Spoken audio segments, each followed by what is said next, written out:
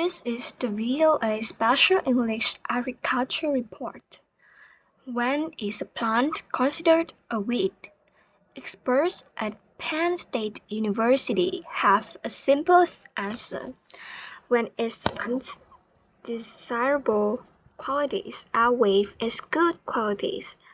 Consider the fact that crops generally produce several hundred seeds from each plant.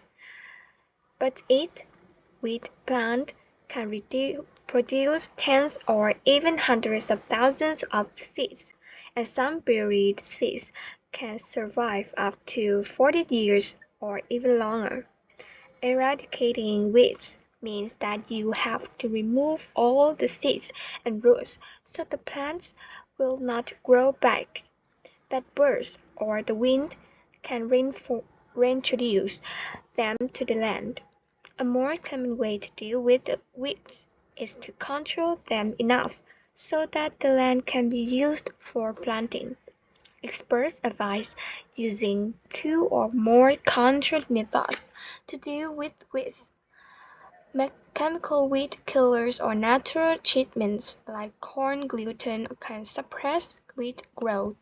Dense planting of a crop can also act as a natural control. Bill Curran is a professor of weed science at Penn State in University Park, Pennsylvania. He says one of the most common methods for suppressing weeds is dense planting.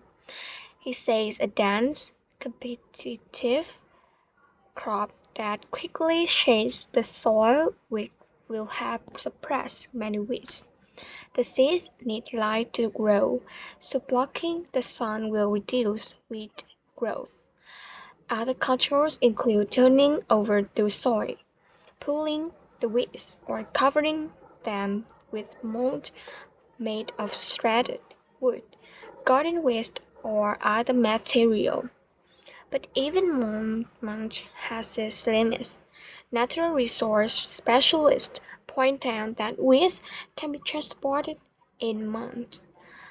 That is also true of soil, grain, hay, and animals.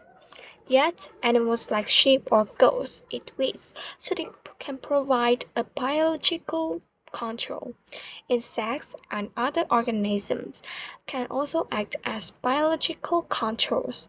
Preventing the spread of weeds is an important part of weed management.